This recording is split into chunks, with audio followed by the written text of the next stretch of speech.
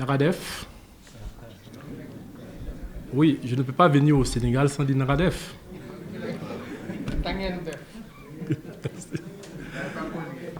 D'accord. Non, j'ai essayé quand même. Voilà. Merci. Le titre de ma communication porte sur les pratiques de la laïcité en Côte d'Ivoire et l'impossible neutralité de l'État. Je me suis posé la question de savoir comment est-ce que les pratiques de la laïcité rendent presque impossible la neutralité de l'État ou le traitement équitable des religions en Côte d'Ivoire. Je vous ferai un peu l'économie de mon propos en vous dispensant de la définition de la laïcité. Je crois que depuis hier, on a de belles définitions qui ont été déjà données par des experts en la question. Mais je me suis posé la question autrement. Puisqu'on ne peut pas parler de laïcité sans faire référence aux religions, je me suis dit, est-ce que finalement, ce ne sont pas les religions qui sont les problèmes, qui représentent le problème? Je me suis demandé si on ne peut pas extirper les religions finalement de la société.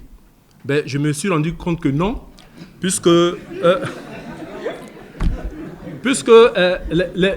religions participent à distiller les bonnes mœurs, à valoriser des codes de bonne conduite, à inculquer des valeurs universelles de bien, de la vérité, de la justice, indispensables au dialogue démocratique et au vivre ensemble. D'autre part, je me suis rendu compte également que les religions sont foncièrement ancrées en nous. Donc on ne peut pas imaginer une société sans religion.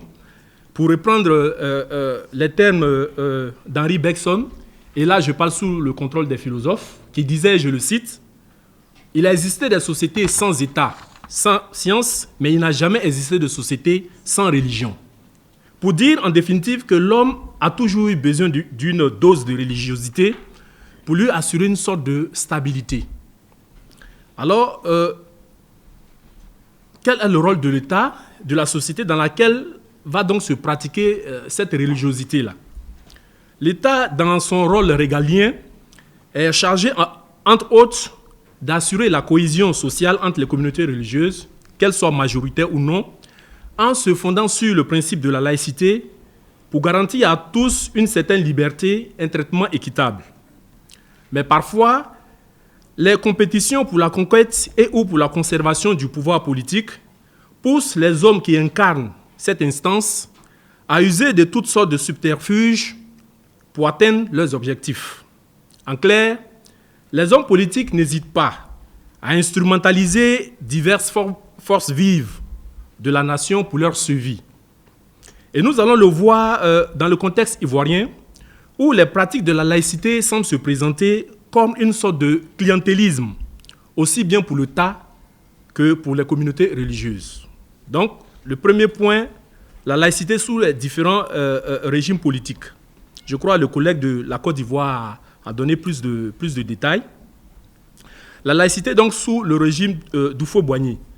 Le régime post-indépendance d'Oufo-Boigny hérite, comme la plupart des États africains de cette époque, de la conception laïque de la France, le pays colonisateur.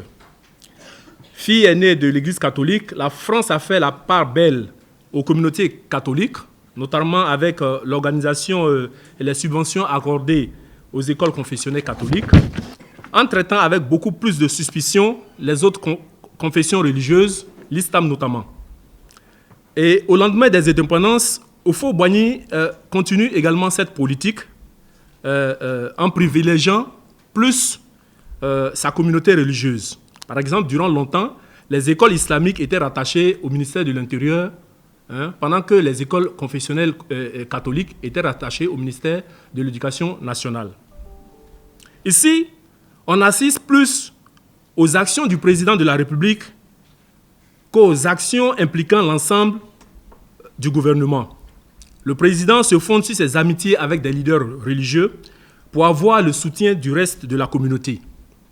La conséquence d'une telle action, c'est que le président ne répond favorablement à des doléances qu'en fonction de l'amitié qu'il a pour tel ou tel guide religieux, au lieu d'inscrire son action dans une dynamique gouvernementale au nom du respect de la laïcité.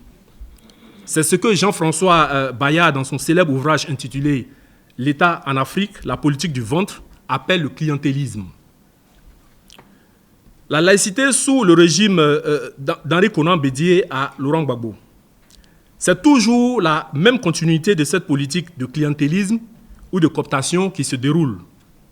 Et pour Marie Mirand, dans son ouvrage intitulé « Islam, histoire et modernité en Côte d'Ivoire », emploie le thème de cooptation, qu'elle définit, et je cite, « La cooptation est le processus par lequel le pouvoir en place gagne à sa cause certains groupes sociaux par l'intermédiaire de leurs représentants, en usant de divers moyens. Elle peut véritablement convertir le citoyen ou le groupe social à l'idéologie du pouvoir. Elle peut désamorcer des antagonismes et susciter de tièdes ralliements ou simplement soudoyer des soutiens. » Fin de citation. Le résultat est que le citoyen et éventuellement le groupe auquel il s'identifie se reconnaissent dans le pouvoir en place, perçu comme légitime. À chaque fois, ce sont alors de nouveaux acteurs religieux que les régimes essaient de propulser sur le devant de la scène publique pour avoir le soutien de communautés. Cela rappelle également une citation du philosophe français Monterland qui disait, je le cite, « La politique, c'est l'art de capter à son profit les passions des autres. » Mieux, les politiques connaissaient les désirs des communautés religieuses, mieux, ils arrivaient à les contrôler. Tout se passe comme si ces deux entités sont ontologiquement liées. Les premiers se servent des seconds pour consolider leur régime et séduire de potentiels électeurs. Les seconds se rapprochent des premiers pour bénéficier de certaines largesses et avoir une plus grande visibilité. Face donc à ce compromis ou à cette compromission, nous nous demandons alors s'il est possible de parler de neutralité de l'État. Premièrement, il est presque impossible de parler de neutralité de l'État parce que les hommes qui incarnent ces instances supérieures commettent à tort ou à raison une erreur. C'est laquelle? Avant leur accession à la magistrature suprême, ils cherchent le soutien de leur communauté ethnique, de leur région et de leur communauté religieuse. Conséquence, quand ils sont confirmés à ces postes, ils cherchent tout naturellement à payer en quelque sorte leurs dettes envers ces derniers. Et il devient presque impossible pour eux d'être équitables dans leur rapport avec toutes les communautés religieuses. Après la mort du premier président, du président Félix Houphouët-Boigny en 1993, des hommes politiques de l'opposition ont signalé par exemple que leur candidature avait été rejetée du fait de leur appartenance religieuse et ethnique. Suivez mon regard. Et après, on sait toute la violence qu'il y a eu parce que justement, il y a certaines personnes qui se sont reconnues en ces discours. Tout cela contribue, à court et à long terme, à occasionner une sorte d'entorse au principe de laïcité, dans la mesure où les communautés laissées pour compte garderont jalousement à l'esprit cet épisode qui risque de dépeindre sur les relations avec ses dirigeants. Deuxièmement, les relations entre l'État et les communautés religieuses sont liées par un jeu d'intérêts, à telle enseigne que parfois les luttes intracommunautaires sont vécues comme des conflits de positionnement politique. De fait, quand on a la chance d'être aux côtés de l'État, on bénéficie de certains privilèges qu'évidemment les autres n'ont pas. La lutte entre le Conseil national islamique et le Conseil supérieur des imams en Côte d'Ivoire fut longtemps un problème de positionnement et de leadership, au point où, en 2010, le président Laurent Gbagbo était obligé de procéder symboliquement et publiquement à une sorte de réconciliation entre les responsables de ces structures musulmanes. Par ailleurs, quand la crise militaro-civile éclate en 2002 en Côte d'Ivoire, la première dame Simone Gbagbo, de foi évangéliste, facilite la mobilisation de pasteurs évangélistes qui organisent à coup de publicité des séances de prière pour, dit-on, sauver le régime de son époux, lui-même catholique. Cette situation portera d'ailleurs atteinte aux relations entre le président et les membres de son ancienne communauté religieuse, dont il perdra progressivement le soutien. Enfin, la gestion des minorités. Cette partialité de l'État ou son impossible neutralité se manifeste aussi au niveau de la gestion des minorités. Il suffit de regarder la répartition des lots pour le culte ou la reconnaissance des fêtes religieuses pour comprendre que la pratique de la laïcité pose problème. On a l'impression que c'est une laïcité qui est faite sur mesure, adaptée seulement aux communautés des deux grandes confessions religieuses, l'islam et le christianisme. Mais là encore, les ramifications au sein de ces deux tendances ne bénéficient pas toujours de la même considération. Les catholiques et les musulmans de tendance sunnite restent les plus favorisés. Quant aux autres, les chiites, les évangélistes, les églises messianiques sont généralement laissés pour compte. Conclusion. La séparation du pouvoir religieux et du pouvoir temporel est loin d'être quelque chose d'absolu, car aucun de ces acteurs ne milite ou ne souhaite réellement une neutralité de l'État. À cette allure, la laïcité ne peut qu'avoir des résultats mitigés.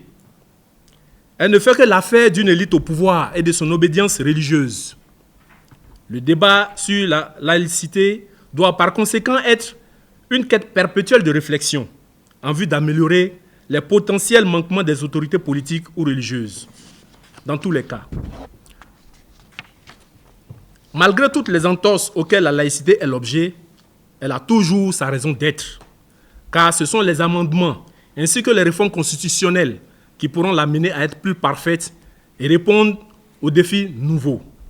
D'où l'urgence soulevée par la thématique de ce colloque, il faut repenser la laïcité, en tenant compte de nos réalités politiques, culturelles, religieuses, économiques. Il faut, dans notre cas, dans le cas de la Côte d'Ivoire, une laïcité à la sauce ivoirienne. Je vous remercie, Djerejef.